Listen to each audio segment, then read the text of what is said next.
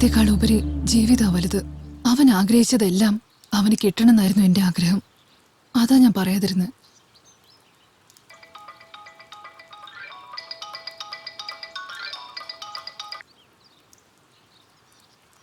Hello, പറഞ്ഞോ may. ഞാൻ എടുത്തു. എന്റെ അമ്മയെ ഞാൻ എടുത്തു.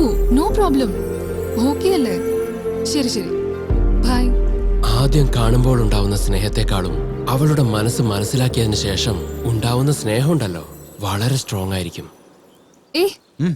നിനക്ക് ഏത് ഫുഡാ ഇഷ്ടം? നെയ്ച്ചോറ് ഉണ്ടാക്കാൻ അറിയില്ല? അയ്യോ, അറിയെന്ന് പറഞ്ഞോളൂ, ചെയ്യാൻ പറയൂ ഇനി. അത് പിന്നെ ഈ ഗോതമ്പ് റവയിലൊക്കെ ചെയ്യുന്ന കാര്യമല്ലേ? അതെ, നിനക്കൊക്കെ ഐസ്ക്രീം വായി വെച്ച് തന്നാലും കഴിക്കാറില്ല. വാ, നമുക്ക് തോട്ടത്തിൽ ചെന്ന് കഴിച്ചിട്ട് വരാം. തോട്ടത്തിൽ പോയി കഴിക്കാൻ ഞാൻ എന്താ തോട്ടക്കാരനാണോ? Then go and cook.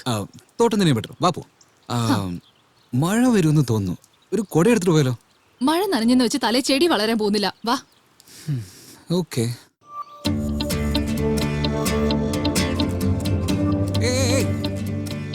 അല്ല, താനെന്തിനാ എപ്പോഴും ഫോണിൽ റിമൈൻഡേഴ്സ് വെച്ചോണ്ടിരിക്കുന്നത്? എനിക്ക് മെമ്മറി പവർ കുറച്ച് കൂടുതലാ. ഓഹോ, തന്റെ ലവ് സ്റ്റോറി കേൾക്കാനൊക്കെ കൊള്ളാം. പക്ഷെ പെൺകുട്ടികൾ എത്ര ശ്രമിച്ചാലും ദേവദാസാവാൻ പറ്റില്ല. എന്താണെന്നറിയോ? കാരണം നിങ്ങൾക്ക് താടി വളരില്ലല്ലോ. മതിയാക്ക് അവന്റെ ഒരു ഊള ജോക്ക്.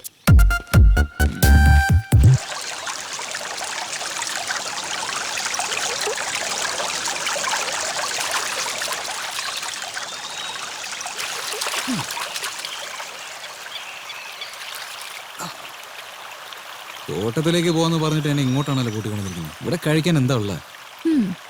ആദ്യം കൈയും കാലും കഴുകാൻ നോക്ക്, എന്നിട്ട് കൂട്ടിക്കൊണ്ടുപോവാം.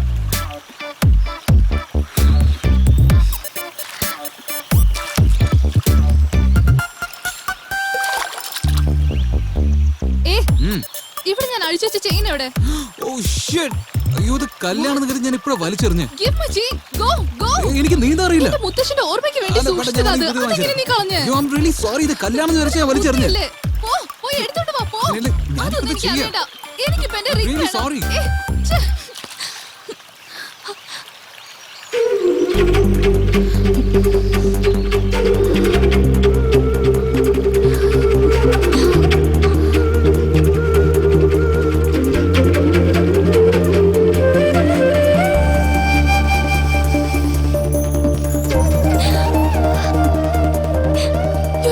എന്നോട് നുണ പറഞ്ഞല്ലേ? ഉണ്ടല്ലോ.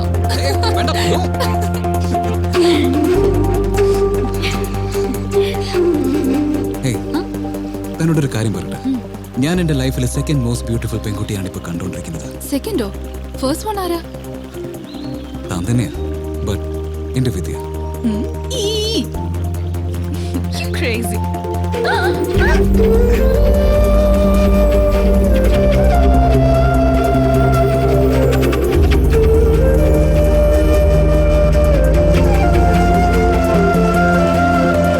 അവളാണ് ലോകമെന്ന് മൈൻഡിൽ ഫിക്സ് ചെയ്തതിന് ശേഷം ഹാർട്ടിൽ നിന്നൊരു ശബ്ദം ഉണ്ടാവും. അങ്ങനെ ഒരു മെലോഡി സ്റ്റാർട്ട് ചെയ്യും.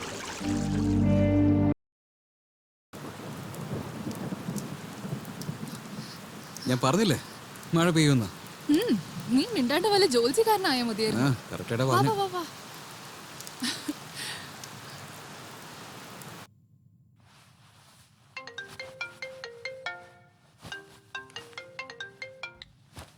ഹലോ, എന്തായിടാ കാര്യങ്ങളൊക്കെ എവിടം വരെത്തി? മോതിരം മാറുന്ന അവസ്ഥയിലേക്ക് എത്തിയോ? അതിനെ കുറിച്ചൊന്നും എനിക്ക് അറിയില്ല. പക്ഷെ എന്റെ മനസ്സ് ഞാൻ അവൾക്ക് കൊടുത്തു. അവളുടെ മനസ്സോ? Maybe. ഒരു മിനിറ്റ് നിക്കണേ, ഞാൻ ഇപ്പൊ തന്നെ കൺഫേം ചെയ്യാം. ഓക്കെ.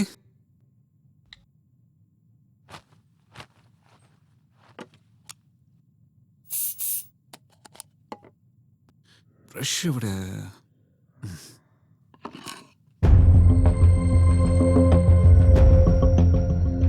ഡോക്ടർ ശ്രുതി എന്നുവെച്ചാ ഹാളിലുണ്ടായിരുന്ന ഫോട്ടോയിൽ കണ്ടത് ശ്രുതിയാണെങ്കിൽ അപ്പോ ഇവളാരാ?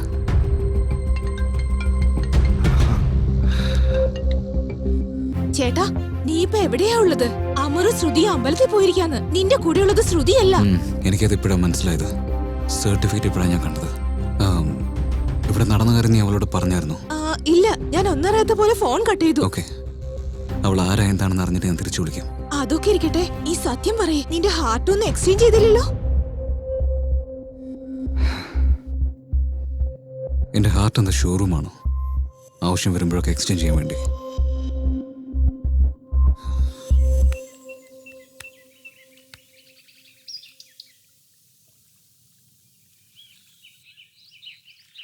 ഇതെന്താ ഓറഞ്ച് വെച്ച് കളിച്ചോണ്ടിരിക്കുന്നേ? ഇവിടെ എന്റെ ജീവിതത്തിൽ ഒരാൾ കളിച്ചോണ്ടിരിക്കുക. എന്ത്? ശരി, അതൊക്കെ വിട്. താൻ MBBS എവിടുന്ന ചെയ്ത? അതോ കോളേജില്. മനസ്സിലായില്ലേ ഏത് കോളേജാണെന്ന്? ദാ നോക്ക്, കടന്നു പോയ ബസ് സ്റ്റോപ്പ് ഇനി നമുക്ക് ആവശ്യമില്ല. ഇനി വരാൻ പോകുന്ന ബസ് സ്റ്റോപ്പിനെ കുറിച്ച് അറിഞ്ഞാ മതി. അതന്നെ, ഇടയിൽ ഒരു ബസ് സ്റ്റോപ്പ് മിസ്സായില്ലേ, അതാ ചോദിക്കുന്നത്. അതെ, നിങ്ങളുടെ ലവ് സ്റ്റോറിയില് നിങ്ങൾ എങ്ങനെ പിരിഞ്ഞെന്നുള്ള കാര്യം പറഞ്ഞു. പക്ഷേ ആ ലവ് സ്റ്റോറി എങ്ങനെ സ്റ്റാർട്ടായെന്ന് പറഞ്ഞില്ല. മിസ്അണ്ടർസ്റ്റാൻഡിങ് ഇഷ്ടമായി മാറി, അണ്ടർസ്റ്റാൻഡിങ് ബ്രേക്കപ്പായി മാറി. ശരി, അതൊക്കെ വിട്. താനൊരു ഡോക്ടർ അല്ലേ? ഏതിലാ സ്പെഷ്യലിസ്റ്റ്? എന്റെ അമ്മോ, കുറെ കൊല്ലങ്ങൾ അതും പഠിച്ച് ബോറടിച്ചിരിക്കുക. വീണ്ടും അതിനെ കുറിച്ച് എന്തിനാ സംസാരിക്കുന്നത്? നോക്കിയേ, താൻ എന്റെ പ്രൊഫഷനെ കുറിച്ച് ചോദിച്ചപ്പോ ഞാൻ പറഞ്ഞു. ഇപ്പൊ തനിക്ക് പറയാൻ പറ്റില്ലേ? ഞാൻ പഠിച്ചതേ ബുവമ്മ മെഡിക്കൽ കോളേജിലാ. എന്തോന്ന്? ബുവമ്മ മെഡിക്കൽ കോളേജോ? അതെവിടെ? എവിടെ ഉണ്ടല്ലേ നിനക്കെന്താ? നീ ഏത് കോളേജാന്ന് ചോദിച്ചു, ഞാൻ പറഞ്ഞു. ഇനി ഏതിലാ സ്പെഷ്യലൈസ് ചെയ്തെന്ന് ചോദിച്ചാ ഓപ്കോപോളജി. ഓപ്കോപോളജിയോ? അതൊക്കെ മെഡിക്കൽ ടേമാ. നിന്നെ പോലുള്ളവന്മാർക്ക് അതൊന്നും മനസ്സിലാവില്ല. ഓ ശരി, അതൊക്കെ പോട്ടെ. ഞാൻ ഇതൊരു ഡോക്ടർ സർട്ടിഫിക്കറ്റ് കണ്ടിട്ടേ ഇല്ല. താനെന്ന് കാണിച്ച, ഡോക്ടർ സർട്ടിഫിക്കറ്റ് കാണിച്ച കൊള്ളായിരുന്നു. ഒരു ആഗ്രഹം കൊണ്ടാണ്. ഓക്കെ ഓക്കെ, നിനക്ക് സത്യം മനസ്സിലായി എന്നുള്ളത് എനിക്ക് മനസ്സിലായി. അതിരിക്കട്ടെ, നിനക്ക് എങ്ങനെ മനസ്സിലായേ? എനിക്ക് ശ്രുതി ആരാണെന്ന് മനസ്സിലായി. നീ അകത്തേക്ക് വാ. അകത്തേക്ക് വാടി. ഇവനെന്തിനാ അകത്തോട്ട് വിളിക്കുന്നത്?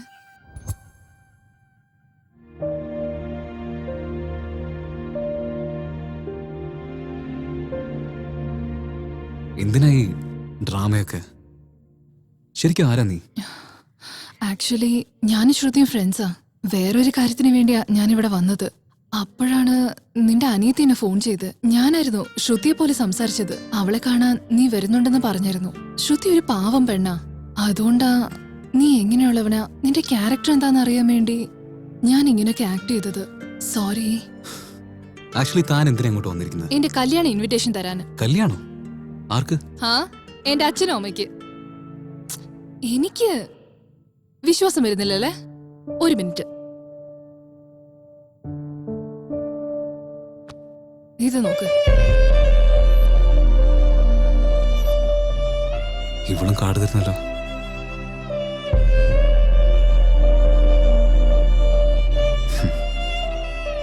മലയാളം സിനിമയിൽ ഹീറോ ഹീറോയിൻ ഇടയിൽ എന്ത് തന്നെ പ്രശ്നം ഉണ്ടായാലും, എത്ര വഴക്കുണ്ടായാലും, ക്ലൈമാക്സിലെ ഹീറോയിൻ്റെ അടുത്ത് പോവാറാണ് പതിവ്. എന്റെ ലൈഫിലും അങ്ങനെ തന്നെ സംഭവിക്കുന്ന വിചാരിച്ചത്. പക്ഷെ ഇങ്ങനെ ഒരു വഞ്ചനയായിരിക്കുന്ന ഒട്ടും പ്രതീക്ഷയില്ല. ഓക്കെ, ഞാൻ ഇറങ്ങാണേ. നീ ഇറങ്ങുമ്പോ വിൻഡോയുടെ അവിടെ ചാവി വെച്ചേക്കണേ. ബൈ.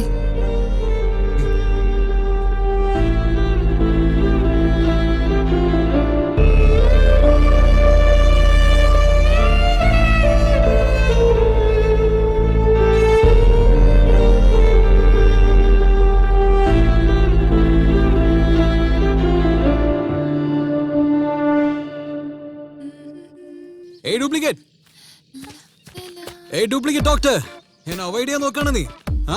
അതിനാണോ ഈ പുതിയ ഡ്രാമ? നീ തന്ന വെഡിങ് കാർഡ് അത് എപ്പോഴോ എക്സ്പയർ ആയി.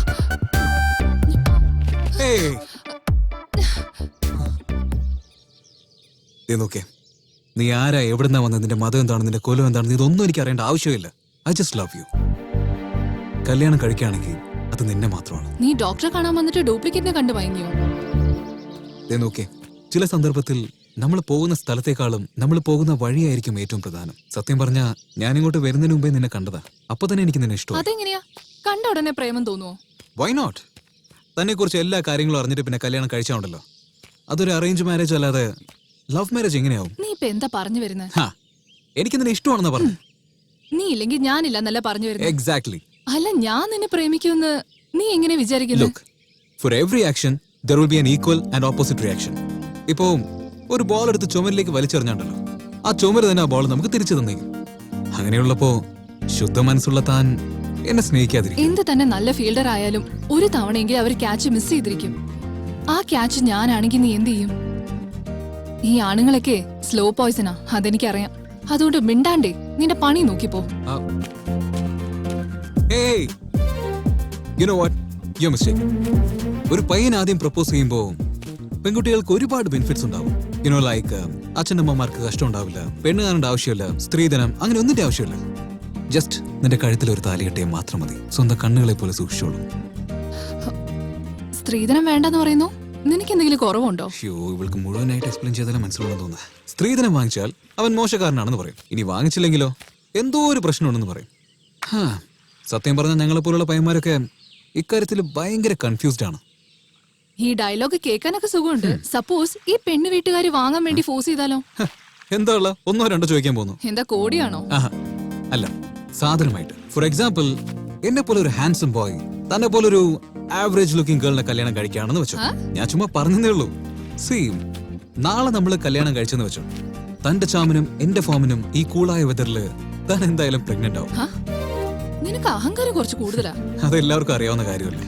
Anyways, let's come back to the point. ഞാൻ ജോലിയുടെ കാര്യത്തിന് വേണ്ടിയിട്ട് അബ്രോഡ് പോയെന്ന് വെച്ചോ.